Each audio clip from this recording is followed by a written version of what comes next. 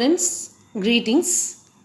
Here we are going to see the chapter 4, Geometry. First we are going to see the learning objectives. To apply angle sum property of triangles. In this chapter we are going to see the angle sum property of triangles. That is a primary learning objective of this chapter.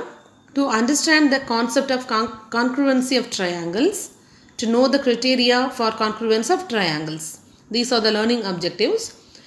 By the end of this chapter, we have to learn to apply the angle sum property of triangles and we must know the concept of congruency of triangles and congruence of the criteria for congruence of triangles.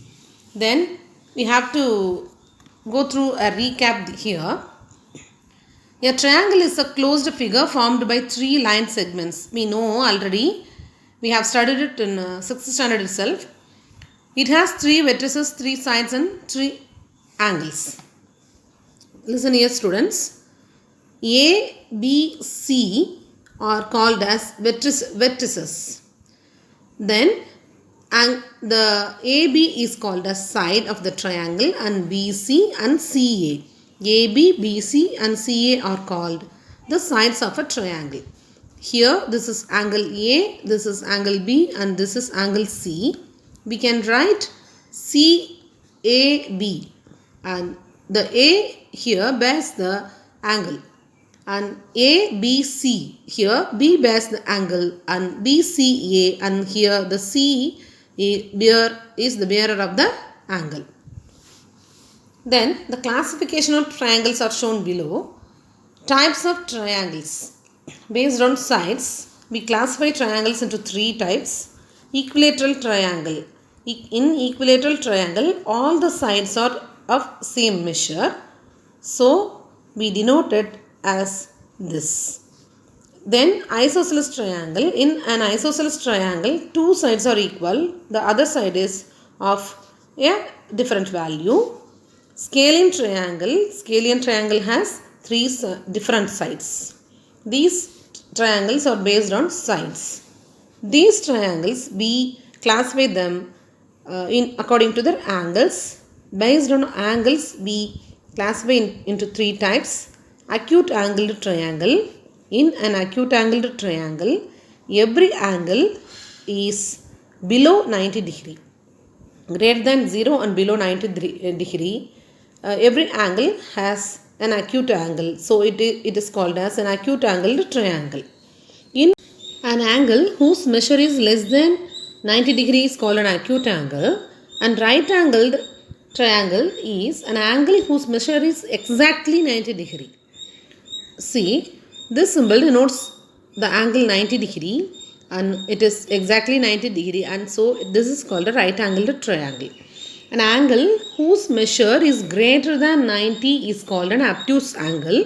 In an obtuse angled triangle, any one of the measure of an angle is greater than 90 degree. Okay students, let's see about the triangle inequality now.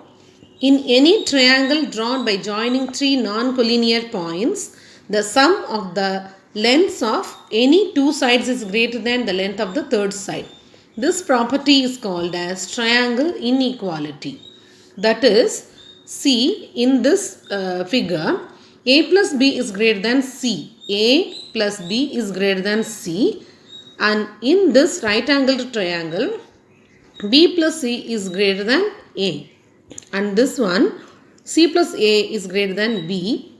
And so, for each of these triangles, the following statements are true. This property is also true for three types of triangles based on sides. This is called the triangle inequality of triangle inequality.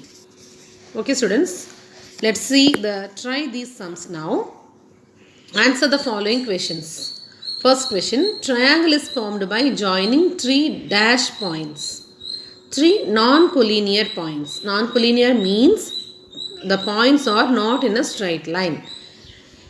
Second one, a triangle has dash vertices and dash sides. We know that a triangle has three vertices and three sides. So fill it up with 3. A point where two sides of a triangle meet is known as a vertex of a triangle. This is known as the vertex of the triangle. This side and this side meet at this point, and so this is called as a vertex. Then the fourth question, each angle of an equilateral triangle is of 60 degrees. 60 degrees measure because an equilateral triangle has equal measure of angles, 60 plus 60 plus 60. Fifth one, a triangle has angle measurements of 29 degrees, 65 degrees and 86 degrees. Then it is dash triangle. Look at these angles. These angles are less than 90 degrees. Each angle is less than 90 degree, 29, 65 and 86. So all angles are acute, and so this triangle is an acute angled triangle. Answer 1. Sixth one, a triangle has angle measurements of 30, 30 and 120. Then it is called dash triangle. Look at these measures of angles.